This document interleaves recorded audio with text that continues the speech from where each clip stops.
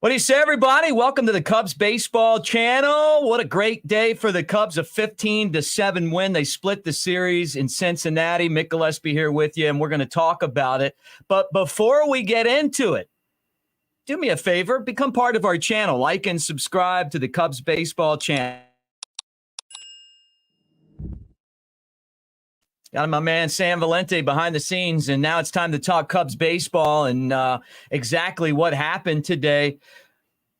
Really an important game for the Cubs, and it seems like every single game now they're playing against teams that they're fighting with for a spot in the postseason. And looking at the Reds, they got momentum going into the series because of this incredibly stupid rule that baseball has, where a team can just go ahead and release a bunch of their good players so they don't have to pay them.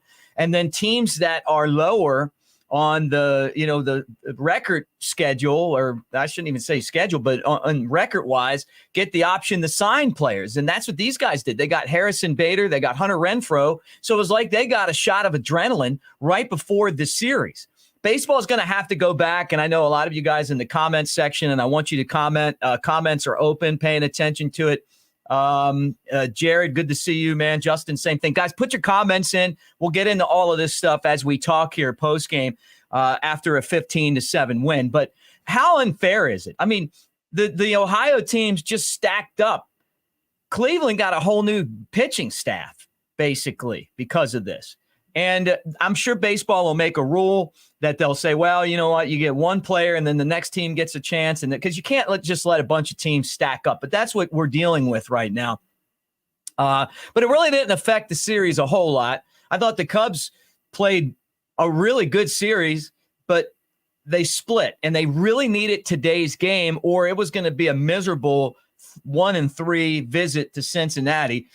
Game one of the doubleheader, it was the guy that's been doing it all year, Cody Bellinger, did it again, had 3 runs batted in the first 3 in the game. Cubs ended up winning that one going away. Then the night game, they had a chance to sweep the doubleheader, and you know what happened. Home run and then the stolen base and the single, and next thing you know, it was a walk-off win for the Cubs. Yesterday was just as excruciating of a loss, had the lead 1-0. We talked about it earlier today. I've said it before. One of the reasons that this channel is here is because I'm sick of analytics. I like them to an extent, but I still think it's a game that's played by people. I grew up watching pitchers' duels. I mean, let's think about what we grew up watching, right? Greg Maddux, throw 9 innings, complete game. It was like something that he always did. Guy I'm friends with, Fergie Jenkins, a complete game machine, right? And now all of a sudden it's like, because of analytics, we're like, well, the guy threw 99 pitches, 96 pitches. We can't let him stay in there. The game that Justin Steele pitched against the Brewers, and their guy Woodruff went over 100 pitches. They both threw over 108 pitches. It's only the second time all year that 2 starting pitchers have thrown over 108, which is crazy to me because I grew up watching a game where the starting pitching matchup was as big as the teams that were playing, right? I know that's where we're at right now. But that's what makes me sick about last night's game, because I feel like Javier Assad could have come in and at least got the thing started. And maybe Leiter Jr. doesn't need to get 3 outs. He only needs to get 2. I don't know. I would have left him in. Jared says he would have left him in. I'm going to pull that up there. Brother, I'm with you on that, man. And I'm not double guessing the Cubs. I'm double guessing all of baseball, because that's where we are right now with this game. Everyone is so hung up on analytics that we're a month from the end of the season. Every single game counts. This guy's stretched out. It's September. Let him go out and finish the game up. Worry about the analytics tomorrow when you got that dub, when you're flying the white flag with the blue W in there, right? Yeah, I mean, put it up there, Jim. You know, Fergie pitched complete games every time. And he didn't get hurt all. He is a Hall of Famer. The guy got 300 wins. So you can do it, as Rob Schneider famously said on The Water Boy. You got to let these guys do it. You got to feel the game. So I was disappointed in that. I felt like going into this game that the bullpen for the Cubs has been taxed. There's certain guys have been overused. They have like their A team, which we saw Palencia pitch in this game, and I thought he did a great job. Obviously Leiter Jr. has been struggling the last few times. He's pitched a lot. Adbert Alzolay has been solid. He's blown 2 out of his last 3 saves. And Merriweather's been really good too. But some other guys need to step up. Maybe it's Keegan Thompson. He's pitched. He pitched 2 pretty critical games, the wins against the Reds, but had a big lead to work with. Good to see Shane Green. We thought Shane Green was going to start game 2 of the doubleheader. That's what was being kind of talked about. But no, he came in and pitched and got some outs today. He's a former all-star closer. So who knows? Maybe he's a guy that can be someone that steps up. All in all, what I will tell you is that this was a really good game. It was close, and then the Cubs broke it open, and it was Nick Madrigal. Little dude, big bat, man. I love this guy. My love for him started before he was in the major league. So I'm gonna toast Nick on the post-game show, and I hope you guys that are over 21 are doing the same thing right now. If you're not, then apple juice, soda, whatever it is, right? Or pop, wherever you're at right now. But Nick Madrigal was a White Sox minor leaguer. He actually grew up playing baseball against Nico Horner. So these guys have been, and you guys probably know this already, but they've known each other for a long time. They went to competing colleges in the Pac-12. And when I saw this guy, he reminded me of the legend of Joe Sewell, the guy that played way back in the day that you couldn't strike out. And I was shocked when he got to the big leagues and struggled so much. And I heard from some people that I really respect that are around the major league game a whole lot when he was with the White Sox. Lawrence Holmes, our friend from 670 The Score, came on here and said the biggest surprise to him is Nick Madrigal. I didn't see him in the major leagues as much as I did in Double-A, and this was the guy that I saw. 2 strikes, able to just basically make contact, put the ball in play. When you put the ball in play, magical things happen, right? Or magical things happen. I don't know. And in today's game, when the Cubs needed that big hit, they needed to get that rally started, it was Madrigal. I thought he had some really good at-bats today, but obviously the single that put the Cubs ahead late was the biggest one. I've always liked the way that he plays defense. I appreciate the role that he's playing. And look, he went back to the minor leagues and then back to the big leagues again, and he's just continued to do some great stuff. So, Jim, absolutely impressed with this win by the Cubs. And guys in the comment section, keep them coming because we got a lot to talk about. So I thought Madrigal was really big in this Cubs win. And with this victory, and I got to say this, I felt like this was a win that the Cubs had to have, backs up against the wall type of win, the type of win that you need, because if you lose again, 2 demoralizing losses back to back, right? When you have the lead in the 9th inning and lose 2 games in a row, it's miserable. How many of you guys felt absolutely just drained after those games? Think about the team that's out there playing, and they could have easily had 2 in the win column and instead 2 in the loss column. So you really needed today's game, and I felt like backs up against the wall that this team got the job done. And, exactly. Great comment there, Dion. They showed so much character today and the way that they won and the way that they've played. And if you take away the 9th inning of both of those games, the Cubs dominated the series. That's the crazy thing about the game of baseball. You've got to be consistent. And the Cubs are in kind of a mix right now with, and I'm going to put up the wild card standings as we look at it, but they're in a mix of teams that I feel like are good, but they're not great. I heard Pat Hughes say that today on the Cubs radio broadcast, and I agree with that. They're good teams. And if they get hot, one of these teams could potentially be the biggest surprise and win the World Series. And we're all hoping that would be the Cubs, right? But take a look at where the standings are right now. And there the Cubs are 2.5 games ahead of Arizona and San Francisco. Guess who's coming to town this week? San Francisco and Arizona. So you got the teams that are trailing in the standings coming in head to head, and I think that's a good thing, right? But every single game feels like it's a playoff game. And so that's why I really thought that today's game was important. You get out of town with a split, could have been a lot better, but you know what?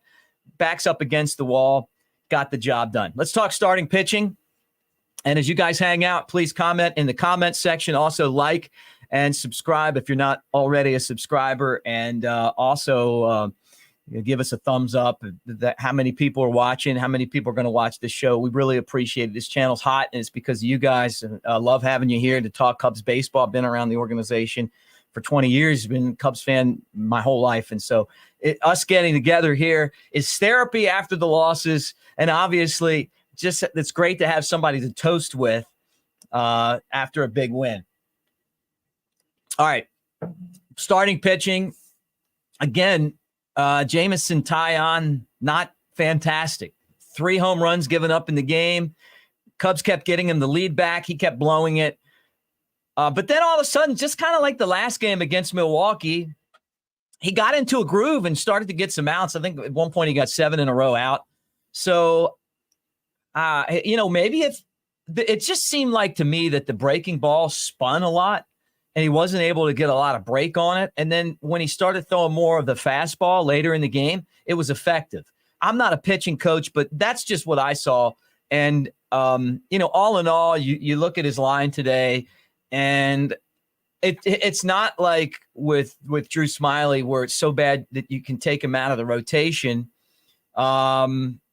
It's just he's like a 5th starter right now. He's a 5th starter who 5 2/3 innings, 7 hits. And I think I might have that graphic wrong. Let me pull that back down because I think that was it 3 earned runs, Sam? Is that right, or did I put that wrong? Because that seems a little bit better than I remember. So I'm gonna check right now. Just curious. Yeah, here we go. Yeah, 5 earned runs. So he gave up 5 earned runs, and to me, that's obviously that's not good enough. 5 earned runs, no walks, and 7 strikeouts. So there you go. That's it right there. Yeah, not 3. Look, if it had been 3, I'd have been a lot more happy. 5, get the lead, give it up, get the lead, give it up. I just never know what to expect with this guy. But now I'm starting to know what to expect. He's going to give up about 5 runs in a start. He'll give you about 6 innings. You better have your hitting shoes on when Taillon pitches because he's going to give up some runs. But he's also going to throw some innings. One of my players of the game was Daniel Palencia. I love Daniel Palencia. I saw him come up through the Cubs system, broadcast some of his games. And he was a starter, and then they moved him into the bullpen. It's a good role for him. He didn't really have the secondary pitches as a starter to be someone that they felt like long-term would be a solution, so they turned him into a bullpen hand, and he's been good. I mean, he's kind of slotted into that 4th spot, but when he came into the ballgame, it just felt like the Cubs needed an answer, and Palencia provided that answer. So really solid inning and a third of relief for him with no walks. That's another thing that I love. Go in there and throw strikes. He's throwing 100 miles an hour. And I wouldn't be surprised if he doesn't continue to come into more and more high leverage situations. All right, let's talk Madrigal. 2 for 5 in the game. Couple of RBIs. You guys know it. The go-ahead 2-run single changed the game. The Cubs needed it. He took like a high fastball and just sent it right back through the middle. And after that, the Reds imploded. Mike Tauchman. How many of you guys like Mike Tauchman? Put him in the lineup. People say, why isn't he in the lineup more? Well, Mike Tauchman was in there today, top of the lineup. Another really big game for Tauchman. 4 for 6, 3 runs batted in, plays good in the outfield. He was fantastic, and really the entire offense was great today. Nico Horner, who I'm going to talk about tomorrow on the pregame show, has been Gold Glove caliber, makes all the plays. He's it's like having Ryan Sandberg at second base again. I mean, just in the field, he is just so good. He just does it all, right? And then you got Dansby Swanson at shortstop. This is one of the best Cubs middle infields, and we've had some good ones. I mean, think about it. When you had Baez at short or Baez at second and Russell at short or whatever, you had some really good infields. This is a great infield. They make you earn everything. But Nico was 2 for 5, scored twice in the game. Ian Happ starting to find his bat again, 3 for 4, had a run knocked in. Happ also had 4 runs knocked in as well, so a good game for him. Can't say enough about Cody Bellinger. I wish the Cubs could sign Cody Bellinger just because I don't want to see this guy in a Yankees uniform or back in the Dodgers or somewhere else. I love this guy. I love watching him play every day. Another game for Bellinger where he hits a home run, he gets you on the board. No one else seems to be driving in runs when he does. He's a true star player, hitting .320 right now. He was 2 for 5, knocked in 2. Seiya Suzuki, ever since that benching, has been a solid player. He had a couple of hits today and 5 at-bats and scored a run. The Candy Man, Jamer, homered in the game, struck out 3 times, but homered 1 for 4 with 2 runs knocked in. And then Nick Madrigal, bottom of the lineup, was great. Amaya behind the plate did score a run, but what a great win for the Cubs. So victory. And that sets us up for this upcoming schedule. But I do want to say this, Jailbreak, thanks for the comment.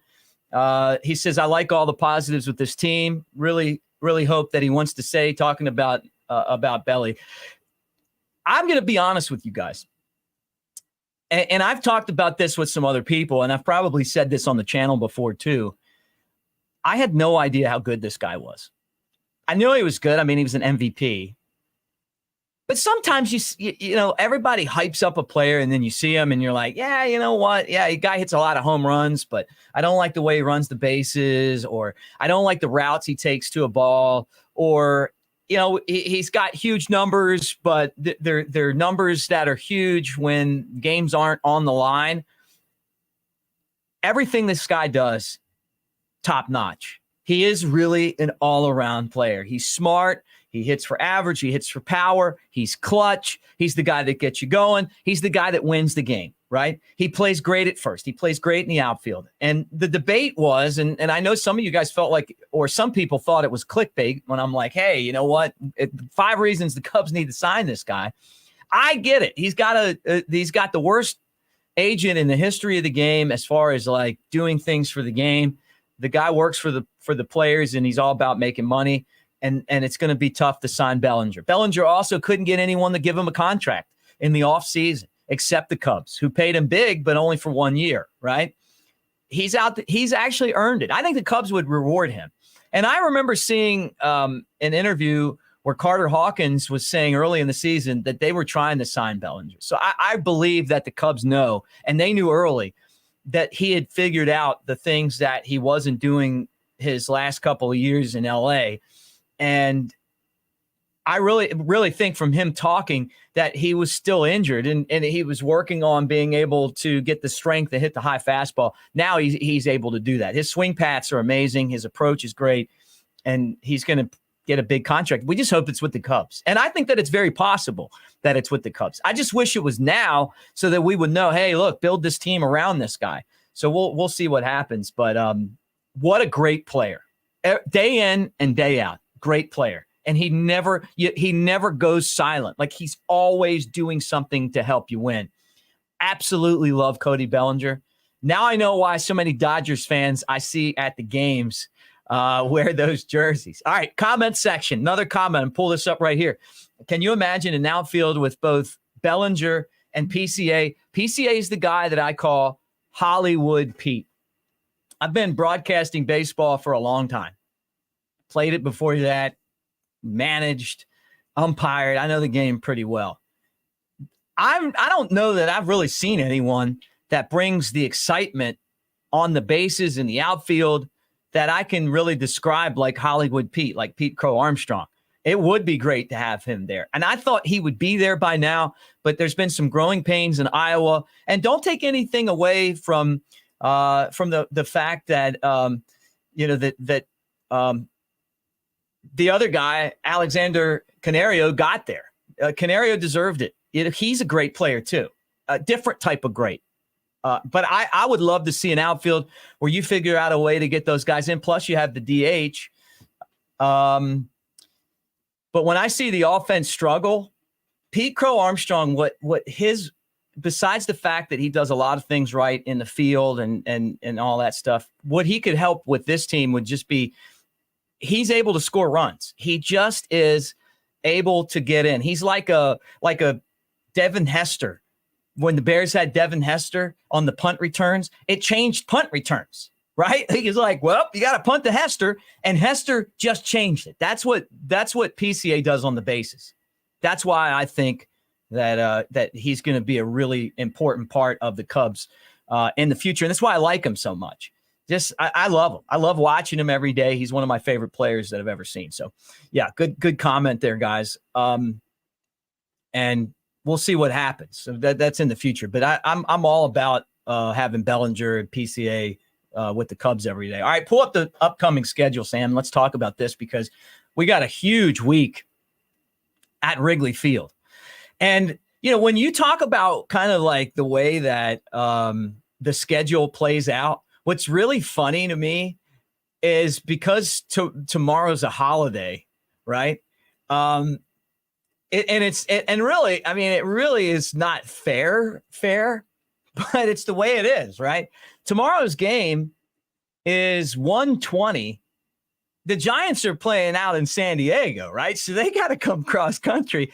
Better sleep tight because you got to be at the ballpark early and you got a baseball game and a pennant race here. So, that's just the way that it works. That doesn't guarantee that the Cubs are going to win, but the Cubs are just coming from Cincinnati and those guys are coming in from the West Coast. But you're talking about 3 really big games. I love the fact that you got 2 day games mixed in there, a night game in between, and then the first of 7 in the next couple of weeks, really in the next week, with the Diamondbacks starting on Thursday. So Thursday, Friday, Saturday, and Sunday against the Diamondbacks. Then head out to the West Coast to take on the Rockies, the Diamondbacks, then your final homestand, and then you finish up the season. So it's this schedule, it's coming down to the wire.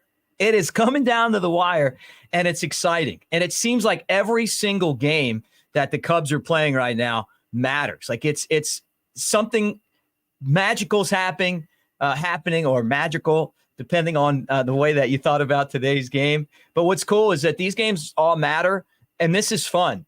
It is stressful, though. It is stressful when you're playing good competition every day. So it'd be nice to get back to Wrigley, but if you lose, you're losing ground, and if you win, you're picking up ground. So it's almost like you win. I've said this before. It's almost like you win 2 games when you win, and you lose 2 games when you lose, just because of that. So anyway, look, all you guys that have hung out with Sam and I, really appreciate it. Make sure that you like and subscribe to the channel. Give us a thumbs up, share, tell your friends about it. We'll do this more often. I just knew that we had to do this show after the way that today went. We're all on the edge of our seats, but we also lost the great Jimmy Buffett. And if you didn't see the Jimmy Buffett video, I'm going to tell you why I did it and why it's important. Steve Goodman, who wrote Go Cubs Go, and Jimmy Buffett back in the 70s became really good friends. And then when the 84 season came around, we thought that was going to be the year that the Cubs broke the curse. That was just an amazingly good Cubs team. For those of you that were alive for it, you remember Rick Sutcliffe. No one could beat him. The Cubs just had that magic. Everything went their way. And then one bad bounce in San Diego and boom, right? But Goodman died of leukemia like a month before the playoffs started.